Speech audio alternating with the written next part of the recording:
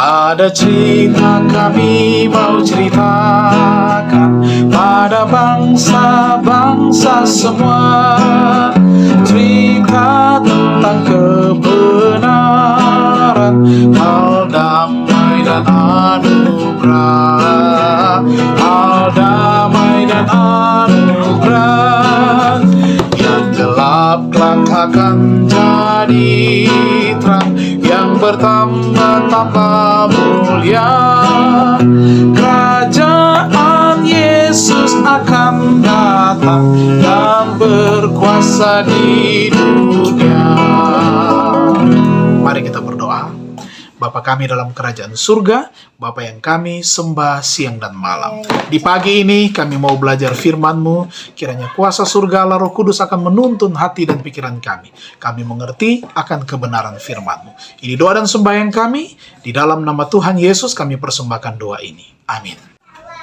Judul renungan pagi kita pada saat ini adalah pengabdian Paulus. Ayat tema berbunyi demikian, juga untuk aku supaya kepadaku, jika aku membuka mulutku, dikaruniakan perkataan yang benar, agar dengan keberanian aku memberitakan rahasia Injil yang kulayani sebagai utusan yang dipenjarakan. Berdoalah supaya dengan keberanian aku menyatakannya sebagaimana seharusnya aku berbicara. Efesus pasal 6 ayat 19 dan ayatnya yang ke-20. Kita ikuti penjelasannya. Begitulah kepada Rasul Paulus yang sedang berdoa di bait suci di Yerusalem, datang pekabaran. Pergilah, sebab aku akan mengutus engkau jauh dari sini kepada bangsa-bangsa lain. Jadi mereka yang dipanggil untuk bersatu dengan Kristus harus meninggalkan semuanya supaya dapat mengikuti Dia. Hubungan lama harus diputuskan, rencana hidup ditinggalkan, harapan duniawi ditinggalkan. Dengan kerja keras dan air mata, dengan kesepian dan melalui pengorbanan, benih harus ditabur. Mereka yang menyerahkan tubuh, jiwa, dan roh kepada Allah dengan tetap akan menerima karunia jasmani, pikiran, dan kuasa rohani yang baru. Persediaan surga yang tiada habis-habisnya berada di tangan mereka. Kristus mengerahkan nafas rohnya sendiri, nyawa hidupnya sendiri. Roh Kudus mengerahkan tenaganya yang tertinggi untuk bekerja dalam hati dan pikiran. Kasih karunia Allah memperbesar dan memperbanyak kecakapan mereka.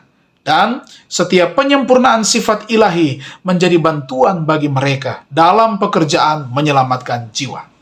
Melalui kerjasama dengan Kristus, mereka dijadikan lengkap di dalam Dia. Dan dalam kelemahan manusia, mereka disanggupkan untuk melakukan pekerjaan yang maha kuasa. Banyak yang tidak memperhatikan dan menghargai betapa besar pengaruh setiap orang untuk kebaikan atau kejahatan. Setiap pelajar harus memahami bahwa setiap prinsip yang ia terapkan akan menjadi suatu pengaruh yang hidup dan membentuk tingkah laku. Orang yang menerima Kristus sebagai juru selamat pribadinya akan mengasihi Yesus dan semua orang yang ditebusnya, karena di dalam Dia Kristus akan menjadi mata air yang mengalir untuk hidup yang kekal. Ia akan menyerahkan dirinya tanpa pamrih pada aturan Kristus. Buku Amanat kepada Orang Muda, halamannya yang ke-33. Mari kita tunduk kepala dan kita bersatu dalam doa. Bapa kami dalam kerajaan surga, terima kasih kebenaran firman-Mu boleh dapat menuntun hati dan pikiran kami lagi pada sepanjang hari ini untuk berjalan pada jalan yang benar, untuk mengabdi hanya kepada Tuhan, sebagaimana Rasul Paulus menunjukkan kesetiaan pengabdian hanya kepada Tuhan dan di dalam pekerjaan pelayanannya. Diberkatilah secara khusus semua umat-umat Tuhan yang sementara bergumul di dalam mencari pekerjaan, ataupun mereka yang dalam keadaan sakit, mereka boleh disembuhkan. Mereka yang mengalami duka cita, mereka akan dihiburkan.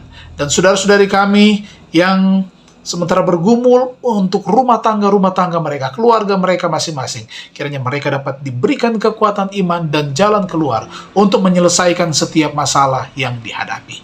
Usaha dan pencarian kami serahkan ke dalam tangan kasih. Tuhan curahkan berkat yang limpah adalah doa dan harapan kami. Dalam nama Tuhan Yesus Juru Selamat kami persembahkan doa ini. Amin. Tuhan Yesus memberkati kita semua.